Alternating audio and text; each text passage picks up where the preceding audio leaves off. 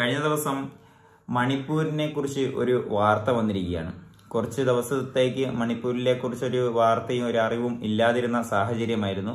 കഴിഞ്ഞ വർഷം ഭാരതീയ ജനതാ പാർട്ടിയുടെ കലാപ ടാർഗറ്റായിട്ടുള്ള ഒരു സംസ്ഥാനമായിരുന്നു മണിപ്പൂര്.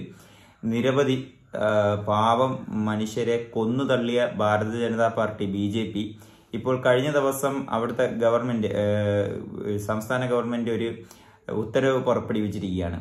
ഈ ക്രൈസ്തവരുടേതായിട്ടുള്ള ഒരു പ്രത്യേക വിശേഷ ദിവസമാണ് ഈ ദുഃഖവെള്ളി, ഈസ്റ്റർ, ശനി, ഞായർ, ആ അടുപ്പിച്ചു വരുന്ന ദിവസങ്ങളെല്ലാം ഈ നമ്മുടെ ക്രൈസ്തവ സമൂഹത്തിലുള്ള സഹോദരങ്ങൾക്ക് അവർക്ക് ആഘോഷമായിട്ട് അവർക്ക് അവര് ഫ്രീ ആയിട്ട് ഉള്ള ഒരു പ്രത്യേക പ്രാർത്ഥനയൊക്കെ ഉള്ള ഒരു ദിവസമാണ് ഈ ഈസ്റ്റർ, ദുഃഖവെള്ളി എന്നൊക്കെ പറയുന്നത്. അപ്പം നമ്മളെയൊക്കെ ഇവിടെയൊക്കെ വെച്ച് തന്നെ അന്ന് ബാങ്കുകളും അതുപോലെ തന്നെ സർക്കാർ സ്ഥാപനങ്ങളൊക്കെ അവധികളാണ് എന്നുള്ളത് എല്ലാവർക്കും അറിയുന്നതാണ്. കഴിഞ്ഞ ദിവസം മണിപ്പൂരിൽ ആ ഒരു രീതി എടുത്തു കളഞ്ഞിരിക്കുകയാണ്. ഈസ്റ്ററും വിശേഷ ദിവസം, ഈസ്റ്ററും അതുപോലെ തന്നെ ദുഃഖവെള്ളി, അത് ആ അടുപ്പിച്ചു വരുന്ന ശനിയും ആ ഞായറൊക്കെ അവധി ദിവസമല്ല. ഇനി മുതൽ എല്ലാ സ്ഥാപനങ്ങളും തുറന്ന് പ്രവർത്തിക്കണം എന്നുള്ളതാണ് അവിടുത്തെ ഗവൺമെന്റ് ഇന്നലെ പുറത്തുവിട്ടത്.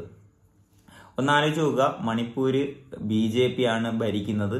അവിടെ കഴിഞ്ഞ വർഷം നമ്മൾക്ക് മറക്കാൻ പോലും സാധിക്കാത്ത അത്ര ദിവസത്തിന്റെ ഗ്യാപ്പിൽ വലിയ ഒരു കലാപം ഉണ്ടായ ഒരു സംസ്ഥാനമാണ്. നിരവധി പാവം മനുഷ്യര് മരണപ്പെട്ട സ്ഥലം, കൊന്നു തള്ളിയ ഒരു സംസ്ഥാനമാണ് മണിപ്പൂര്.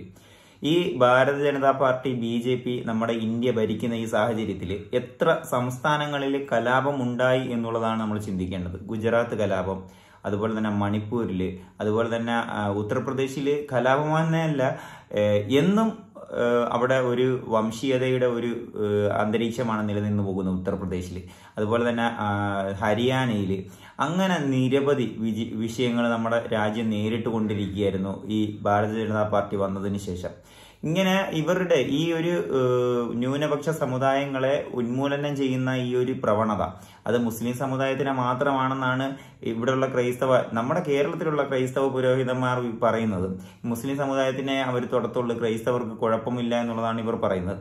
ഒന്ന് ആലോചിച്ച് നോക്കുക, മണിപ്പൂര് എന്ന് പറയുന്ന സംസ്ഥാനത്ത് മുസ്ലിം സമുദായം കുറവാണ്, തുച്ഛമായിട്ടുള്ള ശതമാനം മാത്രമേ ഉള്ളൂ. അവിടെ ഹൈന്ദവ സമൂഹത്തിന് ബദലായിട്ടുള്ള എതിരെ നിൽക്കുന്ന ഒരു എന്ന് വെച്ച് കഴിഞ്ഞാല് ജനസംഖ്യയിൽ കൂടുതലുള്ളത് ക്രൈസ്തവ സഹോദരന്മാരാണ്. അവരെയാണ് അവിടെ അവർ ശത്രുവായിട്ട് കാണുന്നത്. ഉത്തർപ്രദേശിലാണെങ്കിൽ മുസ്ലിങ്ങളാണ്, ഗുജറാത്തിൽ വേറെ വിഭാഗം, ഹരിയാനയിൽ മുസ്ലിങ്ങളാണ്. അങ്ങനെ ഓരോ സംസ്ഥാനത്തും അവർക്ക് എതിരിടാൻ പറ്റുന്ന മതം, നമ്മുടെ രാഷ്ട്രീയമല്ല അവർ കളിക്കുന്നത്, മതരാഷ്ട്രീയമാണ് കളിക്കുന്നത് എന്നുള്ളതാണ് നമ്മൾ എടുത്ത് ചിന്തിക്കേണ്ടത്. അവർ മതരാഷ്ട്രീയം കളിക്കുമ്പോഴത്തേക്കില് ഏത് മതമാണോ ഓപ്പോസിറ്റ് നിൽക്കുന്നത് അവർക്ക് ബദലായിട്ട് നിൽക്കുന്നത്, അപ്പൊ അവരെ എപ്പോഴും ശത്രുപക്ഷത്ത് നിർത്തിക്കൊണ്ട് ഭൂരിഭാഗ സമുദായത്തിനടുത്ത് ഇവർ കള്ളന്മാരാണ്, അല്ലെങ്കിൽ ഇവർ തീവ്രവാദികളാണ്, ഇവർ അങ്ങനെയാണ് ഇങ്ങനെയാണ് അങ്ങനെയൊക്കെ പറഞ്ഞുകൊണ്ടാണ് അവരുടെ ഭരണം പിടിച്ചെടുക്കുന്നതും നിലനിർത്തി പോകുന്നതും. അപ്പം ഈ നമ്മുടെ കേരളത്തിലെ ഇപ്പൊ ലോക്സഭ ഇലക്ഷൻ ആണല്ലോ, ഈ ഇലക്ഷനെ സംബന്ധമായിട്ടുള്ള കാര്യങ്ങളാണ് എല്ലാ സംസ്ഥാനങ്ങളും, നമ്മുടെ രാജ്യത്തുള്ള മൊത്തം സംസ്ഥാനങ്ങളും നടന്നുകൊണ്ടിരിക്കുന്നത്. അതിന്റെ ഭാഗമായിട്ട് തന്നെയാണ് മണിപ്പൂരിലും ഈ ഒരു വിഷയം ഉണ്ടാക്കി വെച്ചിരിക്കുന്നത്. എന്നും ഈസ്റ്ററും ദുഃഖവെള്ളിയൊക്കെ അവധി തന്നെയാണ്, അതുപോലെ തന്നെ തുടർന്നാൽ കുഴപ്പമൊന്നുമില്ല. പക്ഷെ ഇവർക്ക് അവിടെ എന്തെങ്കിലും ഒരു കാര്യം, ഇപ്പം നമ്മുടെ ഈ പൗരത്വ ബില്ലൊക്കെ കൊണ്ടുവരുന്നത് അത് ഈ ഇലക്ഷൻ കണ്ടിട്ടുള്ള ഒരു ഇത് തന്നെയാണ്. അപ്പൊ അതിനെ പോലെ തന്നെ ഒരു വിഷയം ആ സംസ്ഥാനത്ത് കൊടുക്കണം, അവിടെയുള്ള BJPക്ക് വിജയം കരസ്ഥമാക്കണം, സംസ്ഥാനത്ത് നിന്നും ഇത്രയും ലോക്സഭ സീറ്റ് കിട്ടണം എന്നുള്ള ഒരു ധാരണയിൽ തന്നെ അവിടേക്കും ഒരു വിഷയം ഇറക്കി കൊടുത്തിരിക്കുകയാണ്. നമ്മൾ കർണാടകയിലൊക്കെ കണ്ടതാണ് മറ്റേ ഹിജാബ് വിഷയം. അവിടെ മുസ്ലിംസിന് എതിരായിരുന്നു BJP. ഈ കേരളം പോലെ തന്നെയാണ്. അപ്പം എല്ലായിടത്തും ഇങ്ങനെ ന്യൂനപക്ഷത്തിനെ പീഡിപ്പിക്കുന്ന ഒരു പ്രവണതയാണ് നമ്മുടെ ഈ വർഗീയ പ്രസ്ഥാനം ഈ BJP നടത്തിക്കൊണ്ടു പോകുന്നത്. എനിക്ക് പറയാനുള്ള വേറൊന്നുമല്ല, മണിപ്പൂരിൽ നമുക്ക് മലയാളികൾക്കൊന്നും ചെയ്യാൻ സാധിക്കില്ല. പക്ഷെ നമ്മുടെ കേരളത്തിൽ നമുക്ക് എന്തും ചെയ്യാൻ നോക്കും. നമ്മുടെ കേരളത്തിൽ നമ്മുടെ സഹോദരങ്ങൾ തന്നെയാണ് ഈ ക്രൈസ്തവ സഹോദരന്മാർ. അപ്പം അവരെ സംരക്ഷിക്കുക എന്ന് പറയുന്നത് നമ്മുടെ എല്ലാവരുടെയും, നമ്മുടെ ഓരോ പൗരന്മാരുടെയും അവകാശമാണ്. ഇപ്പം മുസ്ലിങ്ങൾക്ക് എതിരെ സപ്പോർട്ട് ചെയ്യുന്ന സംസാരിക്കേണ്ടുള്ള മുസ്ലിങ്ങൾ മാത്രമല്ല, മുസ്ലിങ്ങൾക്ക് എന്തെങ്കിലും പ്രശ്നം വന്നു കഴിഞ്ഞാൽ സംസാരിക്കേണ്ടുള്ള നല്ല ഹൈന്ദവരായ സഹോദരന്മാരും അതുപോലെ തന്നെ ഈ ക്രൈസ്തവ ന്യൂനപക്ഷ സമുദായക്കാരൻ തന്നെയാണ് സപ്പോർട്ട് നിൽക്കേണ്ടത്. പക്ഷേ ഇവിടെ നടക്കുന്ന ഈ ആട്ടിൻ തോലിട്ട ചെന്നായ്ക്കൾ എന്ന് പറയുന്ന ജീവികൾ, സുരേഷ് ഗോപി, അനിൽ ആന്റണി, അതുപോലെ തന്നെ പത്മജ വേണുഗോപാൽ, അതുപോലെ തന്നെ PC ജോർജ് ഇവന്മാരൊക്കെ ആട്ടിൻ തോലിട്ട ചെന്നായ്ക്കളാണെന്ന് നമ്മൾ ആദ്യം മനസ്സിലാക്കുക. ഇവിടെയുള്ള ഒരു പുരോഹിതൻ മുമ്പ് പറഞ്ഞത് റബ്ബറിന് 600 രൂപ വില കൂട്ടിയാൽ ഒരു MP സീറ്റ് ഓപ്പൺ ചെയ്ത് തരാം, കേരളത്തിലൊരു MP സീറ്റ് ഓപ്പൺ ചെയ്ത് തരാമെന്നൊക്കെയാണ് പറഞ്ഞത്. ഒന്ന് ആലോചിച്ച് നോക്കുക, നമ്മുടെ സാമ്പത്തികത്തിലല്ല നമുക്ക് പ്രശ്നങ്ങൾ, നമ്മുടെ അവകാശങ്ങളെ, നമ്മുടെ മൗലിക അവകാശങ്ങളെയാണ് അവർ ചോദ്യം ചെയ്ത് വാങ്ങുകയും അവർ നമ്മൾ അടിച്ചമർത്തുകയും ചെയ്യുന്നത് എന്ന് ഈ പുരോഹിതന്മാരും മനസ്സിലാക്കുക എന്നുള്ളതാണ് എനിക്ക് പറയാനുള്ളത്. ഇവർ എപ്പോഴും മുസ്ലിങ്ങളുടെ പുറകെ അല്ല, മുസ്ലിങ്ങളെ കഴിഞ്ഞാൽ ഇവരുടെ അടുത്ത ടാർഗറ്റ് ക്രൈസ്തവ സമുദായം തന്നെയാണ്. അപ്പം നമുക്ക് മനസ്സിലാക്കേണ്ടുള്ള കാര്യങ്ങൾ, നമ്മൾ ഈ ലോക്സഭ ഇലക്ഷന് മുന്നോടിയായിട്ട് നമ്മൾ മനസ്സിലാക്കേണ്ടുള്ളത്, എനിക്ക് കഴിഞ്ഞ എൻ്റെ അക്കൗണ്ടിൽ തന്നെ ഞാൻ ഒരു വീഡിയോ അപ്ലോഡ് ചെയ്തിട്ടുണ്ട്. സുരേഷ് ഗോപി ഒരു പുരോഹിതനെ പോയി കാണുമ്പോൾ ആ പുരോഹിതൻ തിരിച്ചു ചോദിക്കുന്നുണ്ട്, മണിപ്പൂരിൽ കാര്യങ്ങൾ എങ്ങനെയാണ്, നിങ്ങൾ എന്താണ് തീരുമാനം എടുത്തിട്ടുള്ളതെന്ന്. അത് സത്യം പറഞ്ഞാൽ എനിക്ക് വളരെയധികം സന്തോഷമുള്ള ഒരു വീഡിയോ ആയതുകൊണ്ട് തന്നെയാണ് ഞാനത് വീഡിയോ ആയിട്ട് എൻ്റെ അക്കൗണ്ടിൽ തന്നെ കിടപ്പുണ്ട്. അപ്പം അതേ കണക്കുള്ള ചോദ്യങ്ങൾ, സുരേഷ് ഗോപി തൃശ്ശൂർ, അവരുടെ A ക്ലാസ് മണ്ഡലം എന്നറിയപ്പെടുന്ന തൃശ്ശൂർ ഒരു സീറ്റ് വിജയിക്കണം എന്നുള്ള രീതിയിൽ പല രീതിയിൽ ലോക്സഭയിലും നിയമസഭയിലൊക്കെ മാറി മാറി മത്സരിക്കുന്ന ഒരു സാഹചര്യമാണ് കാണുന്നത്. അപ്പം എങ്ങനെയെങ്കിലും ഈ സുരേഷ് ഗോപി എന്ന് പറയുന്ന വർഗീയവാദിയെ, പച്ച സംഖ്യയെ നമ്മൾ എങ്ങനെയെങ്കിലും ഒക്കെ തോൽപ്പിക്കണം.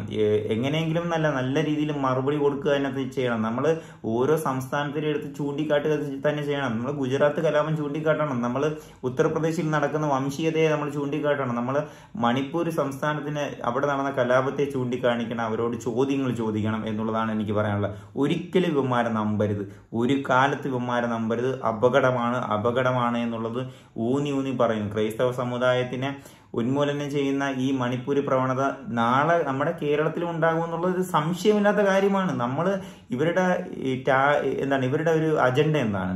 2025 നമ്മുടെ രാജ്യം ഹൈന്ദവ രാഷ്ട്രമാക്കുക എന്നുള്ളതാണ് അവരുടെ അജണ്ട.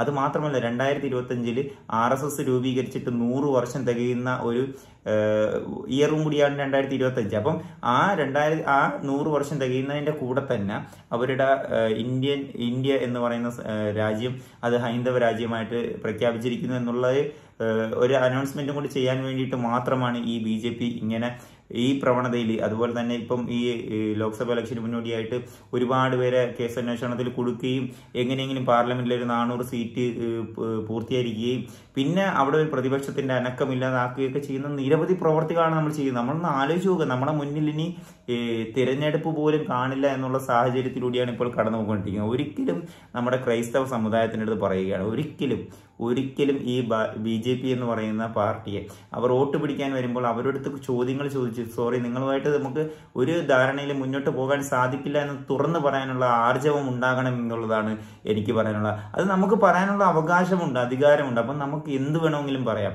തട്ടിപ്പ് വെട്ടിപ്പ് എന്ന് പറയുന്നത് ഈ വെള്ളയിട്ടേക്കുന്ന എല്ലാവരും ചെയ്യുന്നതാണ്. നമുക്ക് നമ്മുടെ രാഷ്ട്രീയം എന്ന് പറയുന്നത് അതൊരു നേരായിട്ടുള്ള രാഷ്ട്രീയം തന്നെയായിരിക്കാം. ഇപ്പം എന്തെങ്കിലും ഒരു പണം തട്ടിപ്പോ എന്തെങ്കിലും പ്രശ്നങ്ങളുണ്ടെങ്കിൽ അത് കോടതിയുമായിട്ട് ബന്ധപ്പെടാൻ സാധിക്കുന്നതാണ്. പക്ഷെ ഈ മതഭ്രാന്തിളകുന്ന ഈ BJPക്ക് അത് ആ രീതിയിലല്ല അവർ രാഷ്ട്രീയം കളിക്കുന്നത്. അവരുടെ മറ്റ് സമുദായക്കാരെയും മറ്റ് ജാതി വിവേചനം നടത്തിക്കൊണ്ട് ഒരുമാതിരി വല്ലാത്ത രീതിയിലുള്ളൊരു ഭരണമാണ് അവർ നിലനിർത്തി പോകുന്നത്. ഒരിക്കലും നമ്മൾ ഈ കുരുക്കിൽ വീഴാതിരിക്കുക. 2024 ലോക്സഭ ഇലക്ഷൻ നമ്മുടെ BJP കനിഞ്ഞുകൊണ്ട് നടക്കുന്ന A ക്ലാസ് മണ്ഡലങ്ങൾ നമ്മൾ നോക്കി തന്നെ തോൽപ്പിക്കുക എന്നുള്ളതാണ് എനിക്ക് പറയാനുള്ളത്. പത്തനംതിട്ട ആയാലും തൃശ്ശൂരായാലും തിരുവനന്തപുരമായാലും ആറ്റിങ്ങലായാലും കാസർഗോഡ് ആണെങ്കിൽ പോലും നമ്മൾ എല്ലാ മണ്ഡലങ്ങളും നല്ല രീതിയിൽ തന്നെ മറുപടി കൊടുക്കണം എന്നുള്ളത് തന്നെയാണ് എനിക്ക് പറയാനുള്ളത്. ഒരിക്കലും മണിപ്പൂർ കലാപം മറക്കരുത് എന്നുള്ളതാണ് വീണ്ടും സൂചിപ്പിക്കാനുള്ളത്. വീഡിയോ ഇഷ്ടപ്പെടുന്നതായിരുന്നു. അടുത്ത വീഡിയോയിൽ ഇനിയും കാണാം.